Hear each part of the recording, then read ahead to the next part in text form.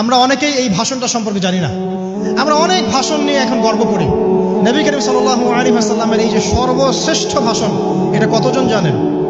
বিদায় হজের ভাষণ।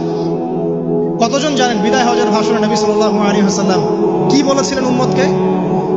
আমরা একটু আপনাদেরকে শোনাবো, শুনিয়ে ইনশাআল্লাহ লেকচারটা শেষ করব। নবী করিম সাল্লাল্লাহু আলাইহি ওয়াসাল্লাম এই দিনে 31টা বিষয়ে উম্মতকে নির্দেশ দিয়েছেন। 31টা বিষয়, সবগুলো বলার সময় পাওয়া যাবে না, আমি কয়েকটা কথা বলছি। নবী করিম সাল্লাল্লাহু আলাইহি ওয়াসাল্লাম সবার সামনে দাঁড়িয়ে দীর্ঘ 23 বছর অক্লান্ত পরিশ্রম করে দাওয়াতি মিশন কমপ্লিট করার পরে সবাইকে সমবেত করে একটা হজ করলেন।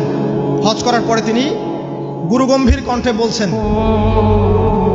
হৃদয়ের সমস্ত আবেগ বের করে দিয়ে বলছেন, হে জনগণ, আইয়ুহান নাস, হে জনগণ, আমি জানি না আজকের পর তোমাদের সাথে আমি কখনো মিলিত হতে পারবো কিনা। একটু চিন্তা করেন, সাহাবীরা সামনে দাঁড়িয়ে আছেন, নবীজি দাঁড়িয়ে এই কথাটা বলছেন, হে জনগণ, আমি জানি না আজকের পরে আমি তোমাদের সাথে মিলিত হতে পারবো কিনা। অতএব যে ব্যক্তি আজকে আমার এই কথাগুলোকে স্মরণ রাখবে, সে যেন অন্যের কাছে এই কথাগুলো পৌঁছে দেয়।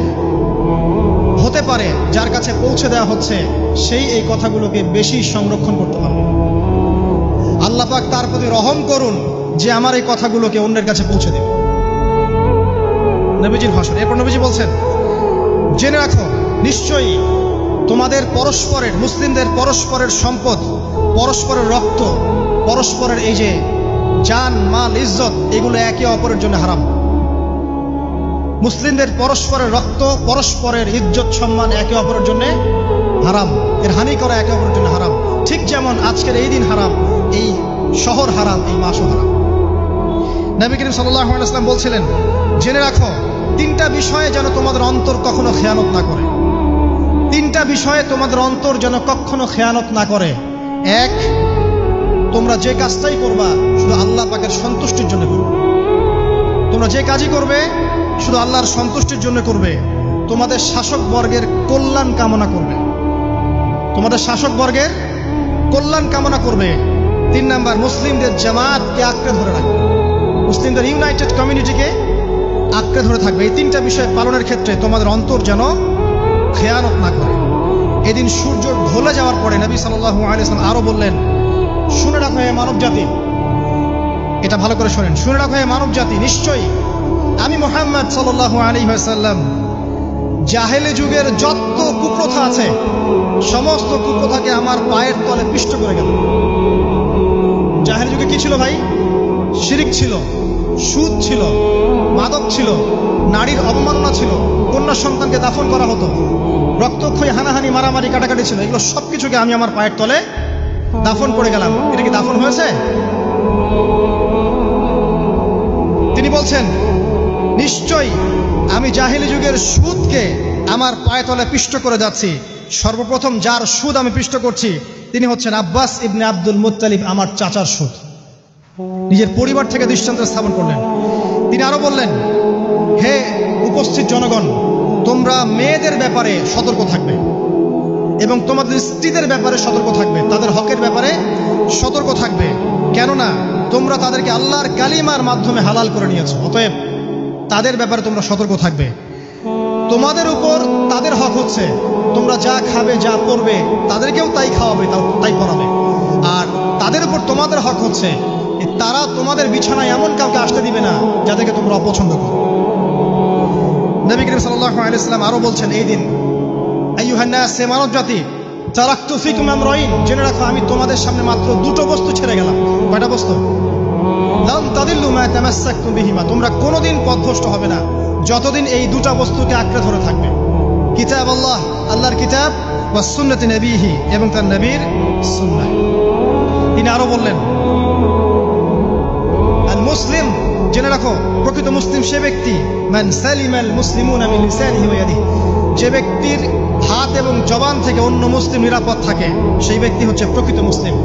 আল মুহাজির, আর প্রকৃত মুহাজির সে ব্যক্তি, মান হাজারা মা নাহাল্লাহু আন, আল্লাহ পাক যা নিষেধ করেছেন সেখান থেকে যে দূরে থাকে সেই ব্যক্তি প্রকৃত মুহাজির, মানে হিজরতকারী। তিনি আরো বললেন, মনে রেখো আমি তোমাদের সবার আগে হাউজে কাউসারে চলে যাব, সুবহানাল্লাহ, এবং সেখানে আমি তোমাদের জন্য অপেক্ষা করতে থাকবো। অতএব শোনেন, অতএব তোমরা আমার চেহারাকে কালিমা লিপ্ত করো না, মানে আমার চেহারায় কালিমা লিপ্ত করো না, আমার নাম নষ্ট করে দিও না। আমি তোমাদের সংখ্যাধিক্য দেখে আল্লাহর কাছে গর্ব করব, আমাকে তোমরা অপমানিত করো না। আজকে কি আমরা তার দায়িত্ব পালন করে উম্মাহ হতে পেরেছি? নবীজি বলেছেন, তা আমার চেহারাকে কালিমা লিপ্ত করো না। সুবহানাল্লাহ। তিনি বলছেন, ওই সময় কিছু মানুষ থেকে আমি মুক্ত হয়ে যাব, আর কিছু মানুষ আমার থেকে মুক্ত হয়ে যাবে। বলা হলো, কারা ইয়া রাসূলুল্লাহ? তিনি বলছেন, আল্লাহ পাককে আমি বলবো, ইন্নাহুম মিন্নি, হে আল্লাহ এরা আমার উম্মাহ, এরা আমার উম্মত, আমার সাহাবী।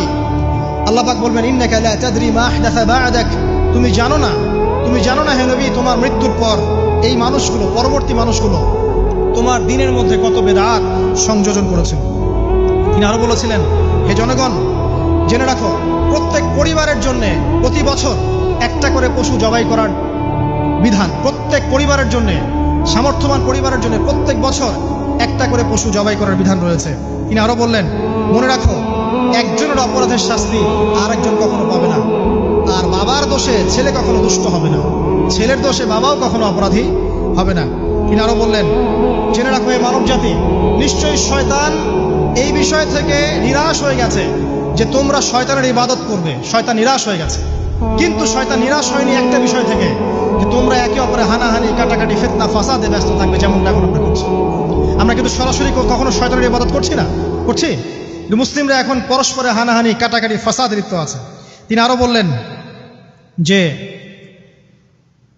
একজন মুসলিমের জন্য হালাল নয় অন্য মুসলিমের সম্পদ আত্মসাৎ করা, যতক্ষণ না সে স্বেচ্ছায় খুশি মনে তোমাকে সম্পদ প্রদান করে। অতএব তোমরা একে অপরের প্রতি জুলুম করবে না। তিনি আরো বললেন, সাবধান, আমার ইন্তেকালের পরে তোমরা একে অপরের গর্দান উড়িয়ে কাফের হয়ে যেও না। সাবধান, আমার ইন্তেকালের পর তোমরা একে অপরের গর্দান উড়িয়ে কাফের হয়ে যেও না। তিনি আরো বলেছেন, একজন মুসলিম আরেকজন মুসলিমকে গালি দিতে পারে না। যদি একজন মুসলিম আরেকজন মুসলিমকে গালি দেয়, এটা হচ্ছে ফাসিকি। এবং একজন মুসলিম যদি আরেকজন মুসলিমের সাথে যুদ্ধ করে, এটা হবে এক প্রকার কুফরি। তিনি আরো বলেছেন, হে জনগণ জেনে রাখো, আমার পরে কোনো নবী নেই, আর আমার পরে তোমরা ব্যতীত আর কোনো উম্মত নেই। এর চেয়ে স্পষ্ট কথা হতে পারে? আমার পরে কোনো নবী নেই, আর আমার পরে তোমরা ছাড়া কোনো উম্মত নেই। তাহলে আমরা যখন নতুন নতুন নবী বানিয়ে নিচ্ছি, কোনো ক্ষেত্রে বলছি একজন ব্যক্তি ছিলেন, সে নিজে ঈসাও ছিল, সে মাহদিও ছিল, সে নবীও ছিল। দিন দিন মানুষ এই খাতায় নাম লেখাচ্ছে। সুবহানাল্লাহ। সর্বশেষ তিনি বললেন যে, যদি তোমাদের উপরে, হে মানব জাতি জেনে রাখো, যদি তোমাদের উপরে একটা নাক কাটা কালো কুৎসিত কোনো আমির বা শাসকও চলে আসেন, এবং সে যদি তোমাদেরকে আল্লাহর রাস্তায়, আল্লাহর কিতাব সুন্নাহ অনুযায়ী পরিচালিত করেন, তোমরা অবশ্যই তার আনুগত্য করবে, তার বিরুদ্ধে বিদ্রোহ করবে, তার আনুগত্য করবে। জেনে রাখো, শেষে তিনি জেনে রাখো হে মানব জাতি, আজকে থেকে কুল্লুকুম মিন আদম, তোমরা সবাই আদম সন্তান, ওয়া আদামু মিন তুরাব, আর আদম হচ্ছে মাটির সন্তান। আরবের উপর অনারবের, অনারবের উপর আরবের, সাদার উপর কালোর, কালোর উপর সাদার, লালের উপর কালোর, অথবা কালোর উপর লালের কোনো রকম প্রাধান্য নাই।